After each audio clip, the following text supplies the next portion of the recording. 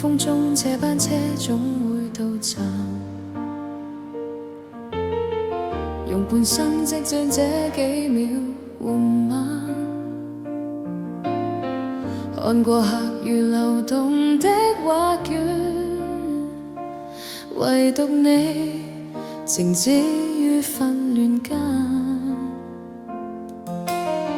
櫥窗裏倒映着整個夜晚，任雨點把霓虹都寫成詩篇。若某天街燈忽然失散，仍認得你眼角那溫暖。原來最奢侈浪漫是平凡小姐，任時代轉季未更換那件風衣，人潮推不走你我小小天地。在茶餐廳角落，等光陰變溫柔。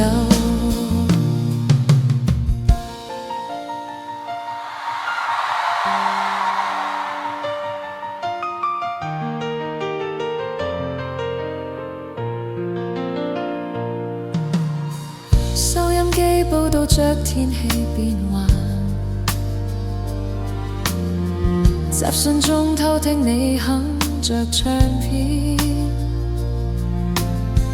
笨話題重複千百萬遍，像極光劃過市井的暗。舊樓角那花貓早已習慣，每日裏見證這未約的約會，未說的交給善與保管的答聲，亦成了永遠。原來最奢侈浪漫是平凡小姐，任時代轉季未更換那件風衣，人潮推不走你我小小天地。在茶餐廳角落，等光陰變溫柔。年月是最緩慢的鏡頭，將剎那都釀成酒。不必登高處，不必追星斗，這人間煙火已很足夠。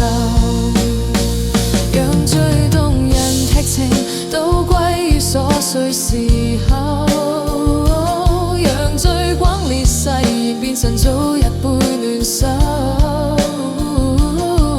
讓地圖上明星輸給這回家路口，路牌下白髮後仍顯着漫遊。